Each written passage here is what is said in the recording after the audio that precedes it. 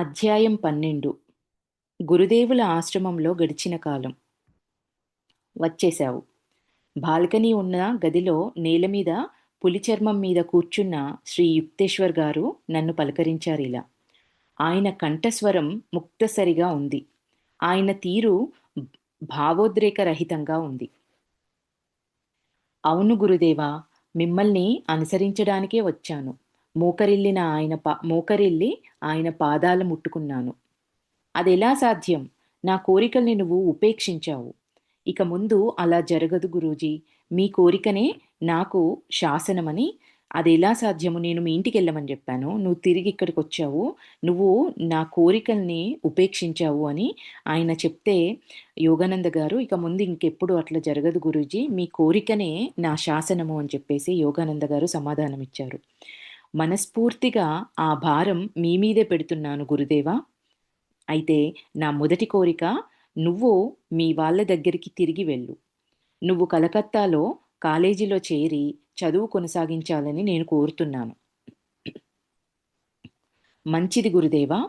నా గాబరాన్ని నా గాబరాని మరుగుపరిచాను. ఈ మొండి పుస్తకాలు ఏళ్ల తరబడి నన్ను వెంబడిస్తూనే ఉంటాయా? మొదట్లోనేమో నాన్నగారు, ఇప్పుడు యుక్తేశ్వర్ గారు. ఎప్పుడో ఒకనాడు నువ్వు పడమటి దేశాలకు వెళ్తావు.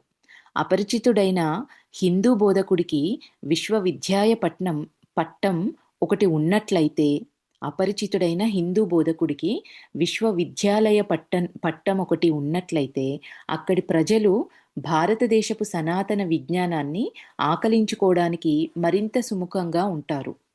పడమటి దేశాల్లో వారికి నువ్వు చదువుకున్న వాడివి అని ఒక పట్టం ఉన్నట్లయితే, విశ్వవిద్యాలయ పట్టం ఒకటి ఉన్నట్లయితే, నువ్వు చెప్పే సనాతన విజ్ఞానాన్ని వాళ్ళు తీసుకోవడానికి సుముఖంగా ఉంటారు అని చెప్తున్నారు. అందుకే నువ్వు ఖచ్చితంగా తిరిగి నువ్వు కాలేజీలో జాయిన్ అవ్వాలి. ఈ విషయం మీకే బాగా తెలుసు గురూజీ అన్నారు. నా విచారం తొలగిపోయింది. పడమటి దేశాల గురించి ఆయన చేసిన ప్రస్తావన నాకు గజిబిజిగా, ఊహకు అందకుండా ఉంది. కానీ అణకువగా ఉండి గురువుగారిని సంతోషపెట్టడం నాకు చాలా ముఖ్యమైన తక్షణ కర్తవ్యం. దగ్గరగా కలకత్తాలో ఉంటావు నువ్వు. నీకు సమయం చిక్కినప్పుడు ఇక్కడికి వస్తూ ఉండు అని యుక్తేశ్వర్ గారు చెప్పారు. వీలుంటే ప్రతిరోజు వస్తాను స్వామి. నా జీవితంలో ప్రతి ఒక్క విషయంలోనూ మీ అధికారాన్ని కృతజ్ఞతతో అంగీకరిస్తాను. కానీ ఒక్క షరతు. చెప్పు. దైవ సాక్షాత్కారం కలిగిస్తానని మీరు నాకు మాట ఇవ్వాలి. ఆ తర్వాత ఒక గంట సేపు వాగ్యుద్ధం జరిగింది ఇద్దరి మధ్య. గురువుగారు ఇచ్చిన మాట బోటు కాకూడదు. అదంత తేలిగ్గా ఇచ్చేది కాదు. ఇలాంటి వాగ్దానంలో విస్తారమైన ఆధ్యాత్మిక మార్గాల్ని ఆవిష్కృ ఆవిష్కరిస్తానన్న గూఢార్థం ఇమిడి ఉంటుంది. ఏ గురువైనా సృష్టికర్తను సాక్షాత్కరించమని అడిగేటట్లయితే అంతకు ముందు అతడు ఆయనతో అంత చనువు ఏర్పరచుకొని ఉండాలి. అడిగే ముందు ఎవరితో? ఆ సృష్టికర్తతో. శ్రీ యుక్తేశ్వర్ గారికి భగవంతుడితో ఉన్న తాదాత్మ్యాన్ని నేను పసిగట్టాను. ఆయన శిష్యుడిగా ఈ లాభం కోసం పట్టుబట్టాలని నిర్ణయించుకున్నాను. అంటే ఆయనకి అనుసంధానం ఉంది అనేది ఆల్రెడీ యోగానంద గారికి అర్థమైంది కాబట్టే అది నాకు కావాలి అని చెప్పేసి నేను పట్టుపట్టాను అంటున్నారు. బలవంతంగా రాబట్టుకునే స్వభావం నీది.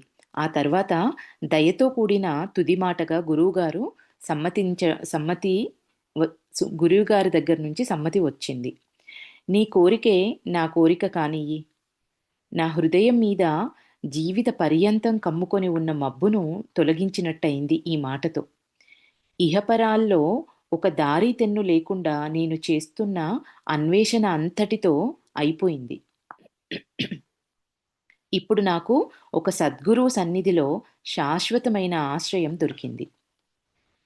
రా, ఆశ్రమం చూపిస్తాను నేను నీకు. గురుదేవులు వ్యాఘ్రానాసనం మీంచి లేచారు. చుట్టుపక్కల పరకాయిస్తూ ఒక గోడ మీద మల్లెపూల దండ వేసిన పటం ఒకటి చూశాను నేను. లాహిరి మహాశయులు ఆశ్చర్యపోయి అన్నాను. అవును, నా గురుదేవులు. శ్రీ యుక్తేశ్వర్ గారి గొంతులో భక్తిభావం ఉట్టిపడింది. మనిషిగాను, యోగిగాను ఆయన చాలా గొప్పవారు. నేను చేసిన జీవిత పరిశీలన పరిధిలోకి వచ్చిన గురుదేవులందరిలోకి ఆయన మహనీయుడు. లాహిరి మహాశయులు. సుపరిచితమైన ఆ పటం ముందు నేను నిశ్శబ్దంగా తలవంచాను. పసితనంలోనే నన్ను దీవించి, ఈ క్షణం వరకు నన్ను ముందుకు నడిపిస్తూ వచ్చిన ఆ అద్వితీయ పరమగురువులకు నా ఆత్మ జోహార్లు అర్పించింది. నా ఆత్మ జోహార్లు అర్పించింది. గురువుగారు గురువుగారు ముందు నడుస్తూ దారి చూపిస్తుండగా ఇంట్లోనూ బయట దొడ్లోనూ తిరిగాను. మంచి విశాలంగా, ఎప్పుడో చాలా కాలం క్రిందట కట్టుదిట్టంగా భారీ ఎత్తు స్తంభాలతో పెద్దగా కట్టిన ఆశ్రమ భవనం మండువా చుట్టూ ఉంది. బయటి గోడలు నాచుపట్టి ఉన్నాయి. మర్యాద లేకుండా ఆశ్రమంలోకి వచ్చి మకాం పెట్టిన పావురాలు బూడిద రంగు మిద్దె మీద రెక్కలు ఆడిస్తూ ఉన్నాయి. పనస చెట్టు, మామిడి చెట్లు, అరటి చెట్లు ఉన్న పెరటి దొడ్డి చూడముచ్చటగా ఉంది. ఈ రెండంతస్తుల భవనంలో పైనున్న గదులకు చిన్న పిట్టగోడలతో ఉన్న బాల్కనీలు దొడ్డికి 3 వైపులా కనిపించేటట్లు ఉన్నాయి. కింది అంతస్తులో వరుసగా ఉన్న స్తంభాల మీద ఎత్తుగా పైకప్పు ఉన్న విశాలమైన హాల్ ఒకటి ఉంది. దీన్ని ముఖ్యంగా ఏటేటా వచ్చే దుర్గా పూజ ఉత్సవాలకు వాడతారని గురువుగారు అన్నారు. యుక్తేశ్వర్ గారు కూర్చునే గదికి వెళ్ళడానికి సన్నటి మేడమెట్లు ఉన్నాయి. వారి గది బాల్కనీ వీధి వైపే ఉంది. వారి గది బాల్కనీ వీధి వైపు ఉంది. ఆశ్రమంలో అమర్చిన సామానంతా నిరాడంబరంగా ఉంది. అన్నీ పరిశుభ్రంగా, ఉపయోగకరంగా ఉన్నవే అక్కడ. పాశ్చాత్య ఫక్కీలో లాగా కుర్చీలు, బెంచీలు, మేజాలు కూడా కనిపించాయి అక్కడ. అంటే పాశ్చాత్య దేశాల్లో లాంటివి కుర్చీలు, బెంచీలు, మేజాలు కూడా కనిపించాయి అక్కడ. ఆ రాత్రికి నన్నక్కడ ఉండిపోమ్మని కోరారు గురువుగారు. కాయగూరలతో వండిన కూరలతో భోజనం పెట్టారు. ఆశ్రమంలో శిక్షణ పొందుతున్న శిష్యులిద్దరూ వడ్డన చేశారు. గురూజీ, మీ జీవితాన్ని గురించి కొంచెం చెప్పండి. ఆయన కూర్చున్న పులి చర్మానికి దగ్గరగా ఒక తుంగాచాప మీద కూర్చున్నాను నేను. బాల్కనీకి బయట ఉన్న నక్షత్రాలు స్నేహితుల్లా దగ్గరగా ఉన్నట్లు కనిపిస్తున్నాయి అక్కడి నుండి. నా సంసార నామం ప్రియనాథ్ కరార్. నేనిక్కడే శ్రీరాంపూర్లో పుట్టాను. నాన్నగారు సిరి సంపదలున్న వ్యాపారి. ఇప్పుడు నా ఆశ్రమంగా ఉన్న తాతల నాటి ఈ భవనాన్ని ఆయన నాకిచ్చారు. యథావిధిగా నేను బడికి వెళ్ళింది చాలా తక్కువ. నాకది మందకోటిగాను, లోతు లేనట్టుగాను అనిపించేది. యవ్వనంలో అడుగుపెట్టిన తొలినాళ్లలో నేను సంసార బాధ్యతల పైన వేసుకున్నాను. నాకో కూతురుంది, పెళ్ళయింది. మధ్య జీవితంలో నాకు లాహిరి మహాశయుల మార్గదర్శకత్వ భాగ్యం కలిగింది. నా భార్య చనిపోయిన తర్వాత సన్యాసం తీసుకున్నా నేను. శ్రీ యుక్తేశ్వర్ గిరి అనే కొత్త పేరొచ్చింది సన్యాసం తర్వాత. ఇంతింత మాత్రమే నా జీవిత వృత్తాంతాలు. ఆత్రంగా చూస్తున్న నా ముఖంలోకి చూసి ఆయన నవ్వారు. జీవిత కథా సంగ్రహాలన్నింటిలాగే ఆయన మాటలు నాకు బాహ్య యథార్థాన్ని తెలిపాయి, కానీ లోపలి మనిషిని బయల్పరచలేదు. గురూజీ, మీ చిన్నప్పటి కథలు కొన్ని వినాలని ఉంది. కొన్ని చెబుతాను. నేను చెప్పే ప్రతి దాని వెనుక ఒక నీతి ఉంది. శ్రీ యుక్తేశ్వర్ గారి కళ్ళు హెచ్చరికతో మిలమిల్లాడాయి. మా అమ్మ ఒకసారి నన్ను బెదిరించడానికి ఒక చీకటి గదిలో దయ్యముందని భయపెట్టింది. నేను వెంటనే అక్కడికి వెళ్ళి చూసి దయ్యం కనిపించలేదని నిరాశగా చెప్పాను. ఇంకా మరెన్నడూ అమ్మ నాకు దయ్యాల కథ చెప్పి భయపెట్టలేదు.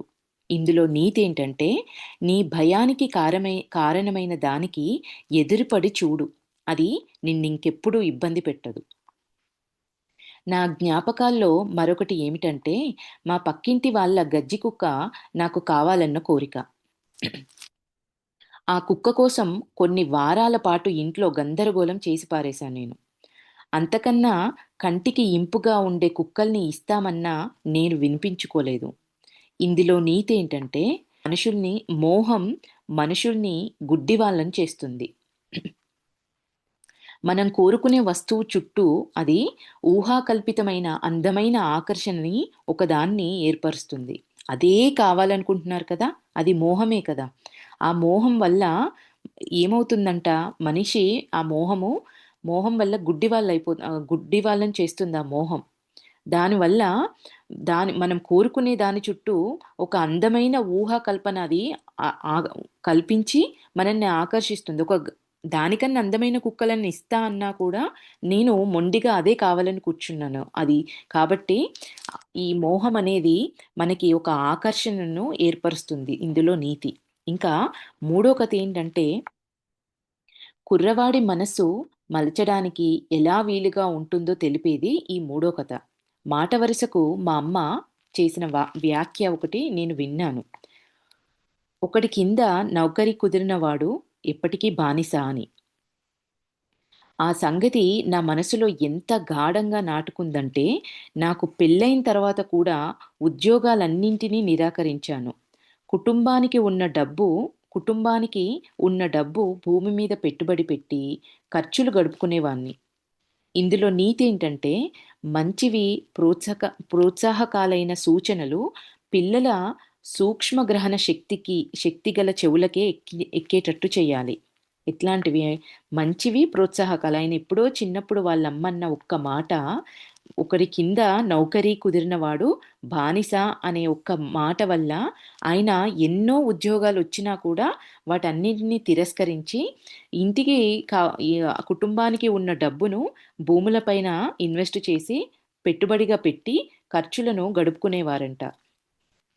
అందుకే చిన్నప్పుడే పిల్లలకి మంచి విషయాలు, ప్రోత్సాహము కల్పించేటటువంటి విషయాలనేవి వాళ్ళ సూక్ష్మగ్రాహన శక్తి గల చెవులకు ఎక్కేటట్టు చేయాలి. వాళ్ళకు చిన్నప్పుడు ఏర్పడే అభిప్రాయాలు ఎంతో లోతుగా నాటుకొని చాలా కాలం ఉంటాయి.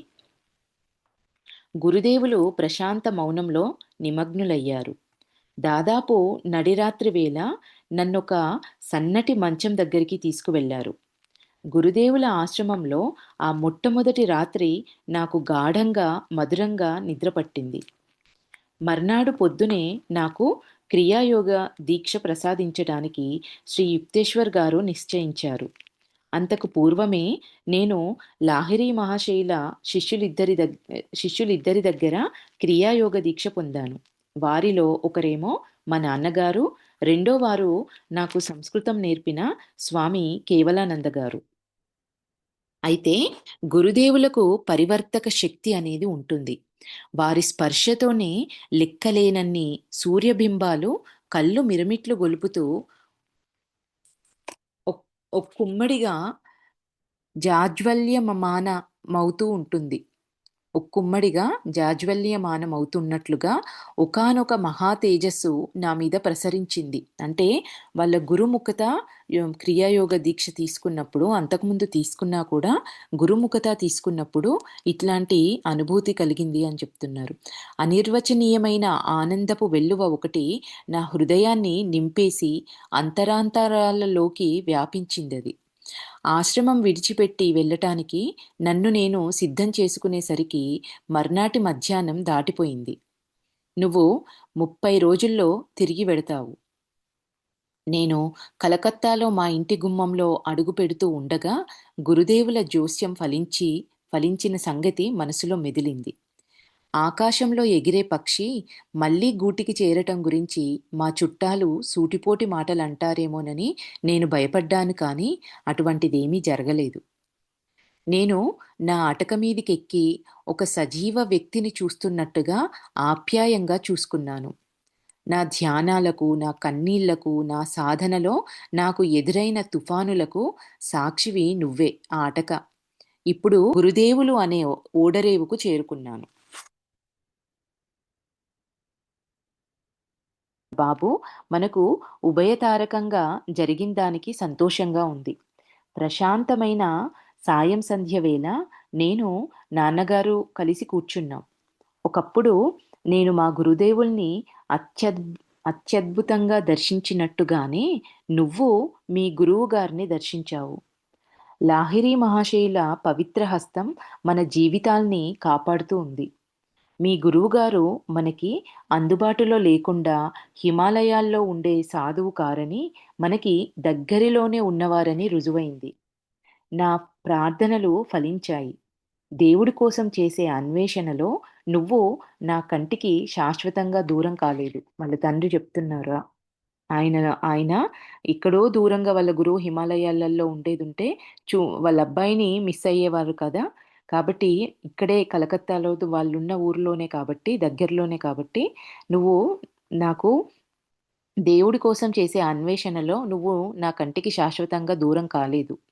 నేను మళ్ళీ చదువు కొనసాగిస్తానని నాన్నగారు ఆయనెంతో సంతోషించారు. దానికి తగిన ఏర్పాట్లు చేశారు కూడా ఆయన. ఆ మర్నాడు నేను కలకత్తాలో ఉన్న స్కా స్కాటిష్ చర్చ్ కాలేజీలో ప్రవేశించాను. నెలలకు నెలలు సంతోషదాయంగా వడివడిగా గడిచాయి. నేను కాలేజీ తరగతి గదుల్లో బొత్తిగా కనిపించి ఉండనని సూక్ష్మగ్రాహులైన పాఠకులు ఈపాటికే అనుమానించి ఉంటారనడంలో సందేహమేం లేదు. శ్రీరాంపూర్ ఆశ్రమం ఆకర్షణ శ్రీరాంపూర్ ఆశ్రమం యొక్క ఆకర్షణ నాకు నిగ్రహించుకోజాలనిది అయింది. నేను నిరంతరం అక్కడే ఉంటున్నందుకు గురుదేవులు ఏమీ వ్యాఖ్య చెయ్యకుండా నా ఉనికిని అంగీకరించారాయన. ఆయన విద్యాలయ గురించి ప్రస్తావించడం సకృతు కావటం వల్ల నా మనస్సు తేలికపడింది. నేను విద్వాంసుడిగా తయారవటానికి మలిచిన వాణ్ణి కానన్న సంగతి స్పష్టమే అయినప్పటికీ సమయానుగుణంగా కనీసపు పాస్ మార్కులు మాత్రం తెచ్చుకోగలుగుతూ ఉండేవాణ్ణి. ఆశ్రమంలో నిత్య జీవితం సాఫీగా సాగిపోయేది. దాంట్లో మార్పు ఎప్పుడో కాని వచ్చేది కాదు. మా గురువులు వేకువ వేళకు ముందే నిద్రలేచేవారు. పక్క మీద పడుకొని ఉండి గాని, ఒక్కొక్కప్పుడు కూర్చొని ఉండి గాని సమాధి స్థితిలోకి వెళ్ళేవారాయన. గురుదేవులు మేల్కున్నారన్న సంగతి ఇట్టే తెలిసిపోయేది. పెద్దగా పెద్దగా ఆయన పెట్టే గుర్రు చటుక్కున ఆగిపోయేది. 1, 2 నిట్టూర్పులు బహుశా శారీరకమైన కదలికల వల్ల కావచ్చు. ఆ తరువాత నిశ్శబ్దమైన శ్వాసరహిత స్థితి. ఆయన గాఢమైన యోగానందంలో నిమగ్నులై ఉండేవారు. తర్వాత పలాహార కార్యక్రమం ఉండేది కాదు. అంటే బ్రేక్‌ఫాస్ట్ చేసేవాళ్ళు కాదు. మొదట గంగ ఒడ్డున పొద్దున్నే లేచిన తర్వాత గంగ ఒడ్డున చాలా దూరం నడవాలి. మా గురువుగారితో పొద్దుటిపూట నడిచిన ఈ నడకలు ఇప్పటికీ కూడా ఎంత వాస్తవంగా, ఎంత స్పష్టంగా మనసులో ఉన్నాయో జ్ఞాపకాల్ని అలవోకగా నెమరు వేసుకుంటుంటే చాలు. నేను గురువుల పక్కనే ఉన్నట్లు తరచూ అనిపిస్తూ ఉంటుంది. ఉదయభానుడు ఏటికి వెచ్చదనం కలిగిస్తున్నాడు. జ్ఞానాధికారంతో నిండిన ఆయన కంఠస్వరం కంగున మోగుతుంది. ఆయన ఉదయభానుడు ఏటికి వెచ్చదనం కలిగిస్తున్నాడు అనే మాట వాళ్ళ గురువుగారు అన్న ఆ మాటను చెప్తూ జ్ఞానాధికారంతో నిండిన ఆయన కంఠస్వరం కంగున మోగుతుంది. స్నానం, ఆ తర్వాత మధ్యాహ్న భోజనం. గురుదేవులు ఏ రోజుకు ఆ రోజు ఇచ్చే సూచనల ప్రకారం జాగ్రత్తగా వంట చేయడం అన్నది శిష్యుల్లో కుర్రవాళ్ళ బాధ్యత. మా గురుదేవులు శాకాహారి. అయితే సన్యాసం తీసుకోకముందు ఆయన గుడ్లు, చేపలు తినేవారు. ఎవరి శరీరతత్వానికి పడే సాదా భోజనం వారు చెయ్యటం అన్నదే ఆయన శిష్యులకిచ్చిన సలహా. గురువుగారు చాలా మితంగా తినేవారు. తరచుగా ఆయన అన్నంలో పసుపు కలిపి గాని, బీటుదుంపల రసం గాని, పాలకూర గాని వేసుకొని పైన గేదె నెయ్యి చిలకరించుకొని తినేవారు. మరోనాడు చిక్కుడు గింజల్లో పన్నీరు కలిపిన వండిన కూరలు తినేవారు. భోజనానికి చివర పాయసంతో పాటు మామిడి పళ్ళు గాని, నారింజ పళ్ళు కానీ తినేవారు. లేదా పనస తొనల రసం కానీ తాగేవారు. ఆయన దర్శనం చేసుకోదలిచిన వాళ్ళు మధ్యాహ్నం పూట వచ్చేవారు. ప్రశాంతమైన ఆశ్రమంలోకి ప్రాపంచిక జనులు అదే పనిగా వస్తూ ఉండేవారు. మా గురుదేవులు వచ్చిన వాళ్ళందరినీ కూడా మర్యాదగా, దయతో ఆదరించేవారు.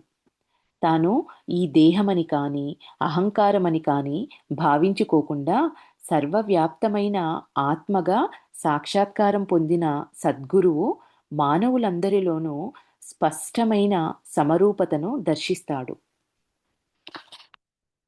సాధువుల నిష్పక్షపాతానికి మూలకందం ఏంటి అంటే జ్ఞానం. మాయాముఖాకృతుల మార్పిడి వల్ల ఇంకెన్నడూ ప్రభావితులు కారువారు. అజ్ఞానుల న్యాయ నిర్ణయ శక్తిని గందరగోళపరిచే రాగద్వేషాలకు వారిక ఆధీనులు కారు. శ్రీ యుక్తేశ్వర్ గారు అధికార ప్రాబల్యం గల వాళ్లకు, డబ్బు గల వాళ్లకు, నైపుణ్యం గల వారికి ప్రత్యేక ప్రాముఖ్యం ఇయ్యనూ లేదు. ఇతరులను పేదరికం వల్ల కానీ, చదువుకోకపోవడం వల్ల కానీ చిన్నచూపు కూడా చూడనూ లేదు. సత్యవాక్కులు ఒక పిల్లవాడి నోటి నుంచి వచ్చిన గౌరవ భావంతో వింటారు. ఒక్కొక్కప్పుడు దాంభిక పండితుణ్ణి బహిరంగంగా ఉపేక్షిస్తారు కూడా. రాత్రి భోజనం 8 గంటలకి. అప్పుడప్పుడు అతిథులక్కడ తచ్చాడుతూ ఉండేవారు. మా గురుదేవులు అతిథుల్ని వదిలి ఒంటరిగా భోంచేసే ప్రయత్నం ఎన్నడూ చేయలేదు. ఆయన ఆశ్రమానికి వచ్చిన వాళ్ళెవ్వరూ ఆకలితో కానీ, అసంతృప్తితో కానీ తిరిగి వెళ్ళడం ఎన్నడూ జరగలేదు. అనుకోని అతిథులు వచ్చినందుకు శ్రీ యుక్తేశ్వర్ గారు ఎన్నడూ గాబరా పడనూ లేదు, నిరుత్సాహం చెందనూ లేదు. సత్యస్ఫూర్తితో ఆయన శిష్యులకు ఇచ్చే సూచనల వల్ల కొద్దిపాటి ఆహార పదార్థాలతో సమృద్ధిగా విందు జరిగేది. అయినా ఆయన పొదుపరి. ఆయన దగ్గరున్న కొద్దిపాటి డబ్బు చాలా వాటికి సరిపడేది. నీకున్న దాంట్లోనే సుఖంగా ఉండు అంటుండేవారు తరచుగా. విచ్చలవిడిగా ఖర్చు చేస్తే తర్వాత దుఃఖపడతావు. ఆశ్రమంలో జరిగే వేడుకల విషయంలోనైతేనేం, భవన నిర్మాణ విషయంలోనైతేనేం, మరమ్మతుల విషయంలోనైతేనేం, మరే పనుల విషయంలోనైనా గురుదేవుల సృజనాత్మక ప్రతిభలో మౌలికత వ్యక్తమవుతూ ఉండేది. ప్రశాంత సాయం సమయాల్లో తరచుగా గురుదేవుల ప్రసంగాలు జరుగుతూ ఉండేవి. అవి అక్షయ సంపదలు. ఆయన పలికిన ప్రతి పలుకు జ్ఞానంతో చిలికి చేసినట్లుండేది. ఆయన చెప్పే తీరులో మహోదాత్తమైన ఆత్మవిశ్వాసం ఒకటి ప్రస్ఫుటమవుతూ ఉండేది. ఇది అద్వితీయమైంది. నా అనుభవంలోకి వచ్చినంత వరకు ఎవ్వరూ ఎన్నడూ మాట్లాడని తీరులో మాట్లాడేవారాయన. తమ ఆలోచనల్ని మాటలనే బాహ్యమైన దుస్తులు ధరించడానికి అనుమతించే ముందు ఆయన విచక్షణ అనే సున్నితపు త్రాసులో తూచేవారు. అంటే మాటలు బయటికి రావాలంటే ఆయన విచక్షణ అనే సున్నితపు త్రాసులో తూచేవారు. భౌతిక రూపంలో సైతం సర్వవ్యాపకమైన సత్యసారం ఆయనలో నుంచి ఆత్మ ప్రసరింపజేసే సుగంధంలా వెలువడుతూ ఉండేది. సజీవంగా ఆవిర్భవించిన పరమేశ్వర సన్నిధానంలో ఉన్నానన్న స్పృహ నాకు ఎప్పుడూ ఉండేది. ఆయన దివ్యత్వపు భారం ఆయన ఎదుట ఎప్పుడూ నా తల వంగేటట్లు చేసేది. శ్రీ యుక్తేశ్వర్ గారు సమాధి మగ్నులవుతున్నారన్న సంగతి అతిథులు పసిగట్టినట్లయితే ఆయన వెంటనే వాళ్ళతో ఇష్టాగోష్ఠి జరిపేవారు. ఏదో ఒక భంగిమ ప్రదర్శించడం కానీ, అంతర్ముఖత్వాన్ని చాటుకోవడం కానీ ఆయనకు చేతకావు. ఎప్పుడూ బ్రహ్మానంద స్థితిలో మగ్నులై ఉన్నందువల్ల సమాధికి ప్రత్యేకమైన సమయమేమీ ఆయనకసలు అక్కర్లేదు. ఆత్మసాక్షాత్కారం పొందిన యోగి ధ్యానమనే మెట్టు ఏనాడో దాటేసి ఉంటాడు. కాయ ఎలా అంటే కాయ కాసినప్పుడు పువ్వు రాలిపోతుంది. కానీ శిష్యులు ఒక ఆదర్శంగా తీసుకోవటం కోసమని సాధువులు ఆధ్యాత్మిక సాధన ప్రక్రియల్ని పాటిస్తూ ఉంటారు. అంటే వాళ్ళకి ధ్యానం చేయాల్సిన అవసరం ఏం లేదు. సహజంగానే ఎప్పుడూ ఆ సమాధి స్థితిలో ఆ అనుభవాన్ని పొందుతూ ఉంటారు వాళ్ళు. కానీ వాళ్ళెందుకు సాధన చేస్తున్నట్టు కనబడతారు అంటే, శిష్యులకి ఆదర్శంగా ఉండడం కోసమే వాళ్ళు సాధన చేస్తూ ఉంటారు అంటున్నారు. అర్ధరాత్రి కావస్తోందంటే, మా గురువుగారు చిన్న పిల్లవాడికి సహజమైన మాదిరిగా మగ్ మగత నిద్రలోకి వెళ్తుండడం కద్దు. ఆయన పక్క విషయంలో పట్టింపులేవీ ఉండేవి కావాయనకి. ఆయన తరచుగా తలగడ లేకుండా కూడా ఒక సన్నటి బల్ల మీద పడుకునేవారు. సాధారణంగా పులిచర్మం ఆసనం మీద కూర్చున్నప్పుడు ఆ బల్ల ఆయనకి ఆసనంగా ఉండేది. ఆయనకి ఆసరగా ఉండేది. రాత్రి తెల్లవార్లు తాత్విక చర్చ జరగడం అరుదైన విషయమేమీ కాదు. ఏ శిష్యుడైనా గాఢమైన ఆసక్తితో ఆ అవకాశం కల్పించవచ్చు. అంటే ఈ తాత్విక చర్చ గురించి ఏదన్నా ప్రశ్న గాని, ఏదైనా వచ్చినప్పుడు మొదలుపెడితే తెల్లవార్లే వరకు ఈ ఆధ్యాత్మిక చర్చ సత్సంగం అనేది కంటిన్యూ అవుతూ ఉండేదంట. అప్పుడు నాకు అలసటనేది అనిపించేది కాదు. నిద్రపోవాలన్న కోరికే ఉండేది కాదు. గురుదేవుల ఉజ్వల వాక్కులే చాలు. ఓహో! తెల్లవారుతున్నదే, గంగ ఒడ్డుకి నడక సాగిద్దాం పదండి. రాత్రిపూట జరిగే ఆధ్యాత్మిక బోధన కాలాలు అనేకం ఇలానే ముగిసేవి. శ్రీ యుక్తేశ్వర్ దగ్గరి అంతవాసిత్వంలో తొలి నెలలు ఉపయోగకరమైన పాఠమొకటి నేర్పాయి నాకు. దోమను జయించడం ఎలా? మా ఇంట్లో అయితే మా వాళ్ళు రాత్రిపూట దోమతెరలు కట్టుకుంటూ ఉండేవారు. జాగ్రత్త కోసం ఏర్పడ్డ ఈ ఆచారాన్ని శ్రీరాంపూర్ ఆశ్రమంలో పాటించకపోవటం చూసి నేను చాలా నిరుత్సాహపడ్డాను. ఆశ్రమంలో ఈ ఆశ్రమంలో ఈ కీటకాలు లేక కాదు. సమృద్ధిగా నివాసం చేసేవి ఈ ఆశ్రమంలో. తల నుంచి పాదాల దాకా నన్ను ఒళ్ళంతా కుట్టేసేవి. గురువుగారు నా మీద జాలిపడ్డారు. నువ్వో దోమతెర కొనుక్కో, అలాగే నాక్కూడా ఒకటి కొనుక్కొనిరా. ఆయన నవ్వుతూ ఇంకా ఇలా అన్నారు. నువ్వు నీ ఒక్కడి కోసమే కొనుక్కున్నట్ల కొనుక్కున్నట్టే అయితే దోమలన్నీ నా మీదకు వచ్చి పడతాయి. దోమతెర నువ్వొక్కడివే కొనుక్కున్నట్లయితే దోమలన్నీ నా మీదకొచ్చి పడతాయి అని ఆయన నవ్వుతూ అన్నారంట. నేను అత్యంత కృతజ్ఞతతో ఆయన మాటను పాటించాను. శ్రీరాంపూర్‌లో గడిపిన ప్రతి రాత్రి మా గురువుగారు దోమతెరలు కట్టమని చెబుతూ ఉండేవారు. ఒకనాడు దోమలు ఒక మబ్బులా మా మీదికి కమ్ముకొచ్చాయి. అయి అయినా గురువుగారు మాత్రం ఆ రోజులా తెరలు కట్టమని చెప్పలేదు. ఉత్సాహంగా ఆ కీటకాలు చేస్తున్న రుథ వింటుంటే బెదరు పుట్టింది నాకు. నా పక్క మీదికి వెళ్ళి వాటిని మంచి హ్మ్. మంచి చేసుకోటానికి ఒక ప్రార్థనను విన్నవించుకున్నాను. ఇలా ఒక అరగంట గడిచిన తర్వాత గురుదేవుల దృష్టిని ఆకర్షించడానికి చిన్నగా ఒక దొంగ దగ్గు దగ్గాను. దోమకాట్లతో ముఖ్యంగా ఆయకమశకం చేసే రోదనతో నాకు పిచ్చెత్తిపోతుందేమో అనుకున్నాను నేను. నా దగ్గుకు జవాబుగా గురువుగారిలో కదలిక ఏమీ కనిపించలేదు. నేను జాగ్రత్తగా ఆయన దగ్గరికి చేరాను. ఆయన ఊపిరి తీసుకోవడం లేదు. ఆయన యోగ సమాధిలో ఉండగా దగ్గర్నుంచి గమనించడం నాకు ఇదే మొదటిసారి. దాంతో నాకొక భయం పట్టుకుంది. ఆయన గుండె ఆగిపోయి ఉండాలి. నేను ఆయన ముక్కు కింద ఒక అద్దం పెట్టాను. శ్వాస తాలూకు ఆవిరి ఏదీ కనిపించలేదు. నా అభిప్రాయాన్ని మరోసారి రూఢి చేసుకోవడానికని ఆయన నోరు, ముక్కు రంధ్రాలు కొన్ని నిమిషాల పాటు నా వేళ్ళతో మూసి ఉంచాను. ఆయన ఒళ్ళు చల్లగా, నిశ్చలంగా ఉంది. అప్పుడు ఏం చెయ్యాలో తెలియక ఎవరైనా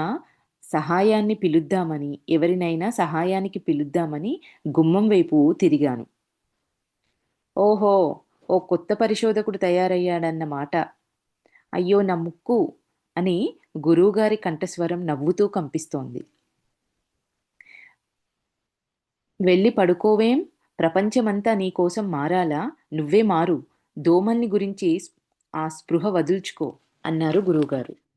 నేను పిల్లిలా నా పక్క దగ్గరికి తిరిగి వెళ్ళాను.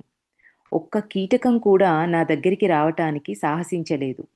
పూర్వం దోమతెరల వాడకానికి గురువుగారు అంగీకరించింది నన్ను సంతోషపెట్టడానికేనన్న సంగతి అప్పుడు నేను గ్రహించాను. ఆయనకు దోమల భయం లేదు. యోగశక్తి వల్ల ఆయన దోమల దోమలు తమను కుట్టకుండా ఆపగలరు. లేకపోతే ఆయన తలుచుకుంటే ఆంతరంగికంగా అభేద్యులై కూడా ఉండగలరు. అంటే శరీరంలో నుంచి తనని తను ఇ ఇ లోపలికెళ్ళిపోవడం ఇంకా. శారీరక స్పృహ అనేది లేని స్థితిలోకి వెళ్ళగలరు. ఆయన యోగశక్తితో ఆ దోమల్ని కూడా కుట్టకుండా చేసుకోగలరు. ఆయన నా కోసం ఇది ప్రదర్శించారు. నేను కృషి చేసి సాధించవలసిన యోగ స్థితి అది అని మనసులో అనుకున్నాను. నిజమైన యోగి అధిచేతన స్థితిలోకి ప్రవేశించి దాన్ని నిలుపుకునే సామర్థ్యం కలవాడు. కీటకాల వృధా, కళ్ళు మిరమిట్లు గొలిపే పగటి వెలుతురు వంటివి అసంఖ్యాకంగా మన మనస్సును చికాకు పరుస్తాయి. ఈ భూమి మీద అవి లేకపోవటమన్నది ఎన్నడూ లేదు. నిజమైన యోగి వాటిని లెక్కపెట్టడు. సమాధిలోని ప్రథమావస్థలో అంటే సవికల్ప స్థితిలో ఉన్న యోగి బాహ్య ప్రపంచపు ఇంద్రియ బోధనలన్నింటినీ అటకాయించేస్తాడు. అంటే ఈ స్థితిలో ఉన్నవాళ్ళు బాహ్య ప్రపంచపు ఇంద్రియ బోధనలన్నింటినీ కూడా వాటిని అటకాయించేస్తాడు. అప్పుడు ఆయనకు బహుకృతిగా తొలుతటి ఈడెన్ స్వర్గం కంటే కూడా సుందరమైన అంతర్లోకాలు, నాదాలు వినిపిస్తాయి. అంటే ఈ బాహ్యంగా జరిగే ఈ అల్లర్లు, ఈ సౌండ్సు, ఇవన్నింటిని దాటే స్థితి వచ్చినప్పుడు ఆహ్, దాటిన తర్వాత ధ్యానంలో హ్మ్, స్వర్గం కంటే కూడా సుందరమైన అంతర్లోకాల నాదాలు, అప్పుడు దృశ్యాలు వినిపించడం కానీ, కనిపించడం కానీ జరుగుతాయి అంటున్నారు. గుణపాఠం నేర్పగల ఈ దోమలు నేను ఆశ్రమంలో మరో ఆరంభ పాఠం నేర్చుకోవడానికి ఉపకరించాయి. అది ప్రశాంతమైన సాయం సంధ్య వేళ. ఇంకొక ఇన్సిడెంట్ చెప్తున్నారిప్పుడు. మా గురుదేవులు ప్రాచీన పవిత్ర గ్రంథాల్ని గురించి సాటిలేని రీతిగా వ్యాఖ్యానం చేస్తున్నారప్పుడు.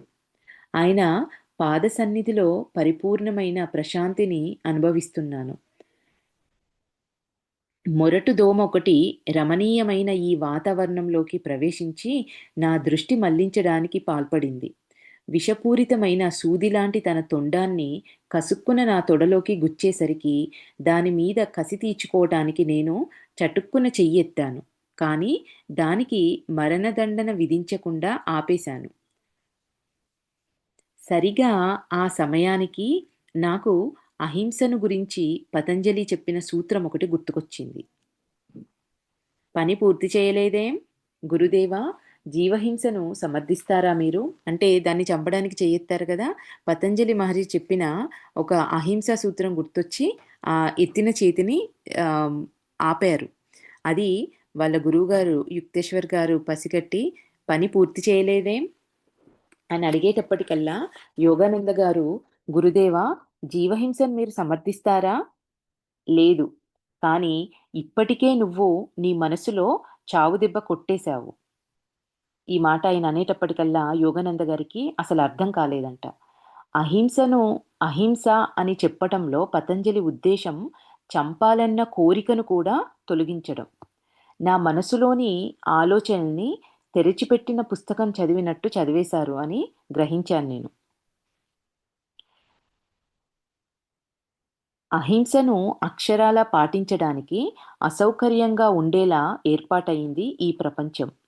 మనిషి హానికరమైన జీవుల్ని నాశనం చేయక తప్పని స్థితి వస్తే రావచ్చు. కానీ అదే మాదిరిగా కోపం, ద్వేషం తెచ్చుకోక తప్పని స్థితి మట్టుకు రాదు. ఏమంటున్నారండి? నేను మళ్ళీ ఒకసారి రిపీట్ చేస్తా. నా మనసులోని ఆలోచనల్ని తెరిచిపెట్టిన పుస్తకం చదివినట్టే గ్రహించేవారు శ్రీ యుక్తేశ్వర్ గారు. అహింసను అక్షరాలా పాటించడానికి అసౌకర్యంగా ఉండేలా ఏర్పాటయింది ఈ ప్రపంచం. మనిషి హానికరమైన జీవుల్ని నాశనం చేయక తప్పని స్థితి వస్తే రావచ్చు.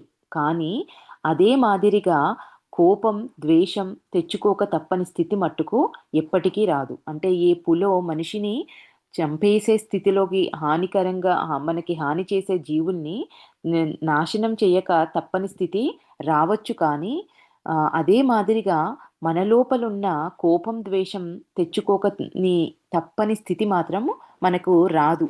ఎప్పుడైనా ఏదో ఒక సందర్భంలోనైనా ఈ కోపమో, ద్వేషమో అనేది మన లోపలికి ఖచ్చితంగా వస్తాయి. ఈ మాయా ప్రపంచపు గాలి పీల్చుకునే హక్కు జీవరాశులన్నింటికీ ఉంది. సృష్టి రహస్యాన్ని కనుక్కున్న సాధువుకు ప్రకృతి తాలూకు దిగ్భ్రమ కలిగించే అసంఖ్యాక అభివ్యక్తులతో సామరస్యం ఉంటుంది. హింసాభిలాషులను కనుక జయించినట్లయితే అందరూ ఈ సత్యాన్ని అవగాహన చేసుకోవచ్చు. అంటే సృష్టి రహస్యాన్ని కనుక్కున్న సాధువులకు ప్రకృతి తాలూకు దిగ్భ్రమ కలిగించే అసంఖ్యాక అభివ్యక్తులతో సామరస్యం ఉంటుంది. అంటే ప్రకృతితో వాళ్ళు ఏకమైపోతారు. ఆ ప్రకృతిలో ఉన్నవి ఏవి కూడా హానికరమైనవి కూడా వాళ్ళకి హాని కలిగించడం అనేది జరగదు. అవి ఏవైనా కూడా. అయితే హింసాభిలాషను కనుక మనం జయించినట్లయితే అందరూ ఈ సత్యాన్ని అవగాహన చేసుకోవచ్చు. అంటే మనసులో కూడా చెయ్యాలి అనేది ఉండకూడదు. ఈవెన్ కోపం, ద్వేషం కూడా హింస కిందనే చెప్తున్నారు. ఇవన్నింటినీ కూడా మనం జయించినట్లయితే అందరూ కూడా ఈ సత్యాన్ని అవగాహన చేసుకోవచ్చు. గురూజీ క్రూర జంతువులను చంపటానికి బదులు తాను బలి కావడానికి సిద్ధం కావాలా మరి? అక్కర్లేదు. మానవ దేహం అనేది అమూల్యమైంది. విలక్షణమైన మెదడు వెన్నులో షట్చక్రాలు ఉన్న కారణంగా దానికి పరిణామాత్మకమైన విలువ అన్నింటికన్నా ఎక్కువ ఉంటుంది. ఉన్నత స్థితిని అందుకున్న భక్తుడు పరమేశ్వరుడిని సర్వోన్నత స్వరూప రీతులను సంపూర్ణంగా అవగాహన చేసుకోవటానికి, అభివ్యక్తీకరించడానికి సామర్థ్యం కలిగిస్తాయి ఇవి. అంటే మన మన వెన్నులో ఉన్న ఈ షట్చక్రాలు అనేవి పరిణామాత్మకమైన విలువలన్నింటికన్నా ఎక్కువ ఉంది.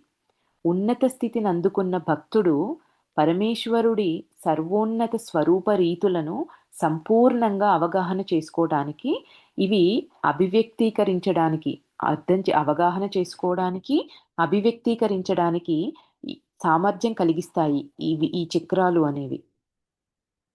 కింది స్థాయి జీవికి దేనికి అటువంటి ఏర్పాటు లేదు. జంతువులకు వేటికి చక్రాస్థితిలో ఈ జ్ఞానము అనేది, ఈ చక్రాలనేవి లేవు కింది స్థాయి జీవులకి. ఒక వ్యక్తి ఒక జంతువును కానీ మరే జీవినైనా కానీ తప్పనిసరిగా చంపవలసి వచ్చినట్లయితే అతడు స్వల్పమైన పాపానికి ఒడిగట్టవలసి వస్తుందన్నది నిజమే. కానీ నిష్ప్రయోజనంగా మానవ దేహ నాశనం కావించడం కర్మ సిద్ధాంత నియమాన్ని తీవ్రంగా ఉల్లంఘించినట్లేనని ధర్మశాస్త్రాలు ఘోషిస్తున్నాయి. అంటే ఈ సూసైడ్ చేసుకోవడాలు లాంటివి, ఇట్లాంటి మనల్ని మనము శరీరం త్యాగం చేయడం అంటే చనిపోవడం లాంటివనేవి తీవ్రమైన కర్మ సిద్ధాంత నియమాన్ని తీవ్రంగా ఉల్లంఘించినట్లే ధర్మశాస్త్రాలు ఘోషిస్తాయి. మనసు తేలికపడి నిట్టూర్చాను. మనిషికి పుట్టుకతో వచ్చిన సహజాతాల్ని ధర్మశాస్త్రాలు అన్ని సమయాల్లోనూ బలపరచవు అని అనుకున్నారంట.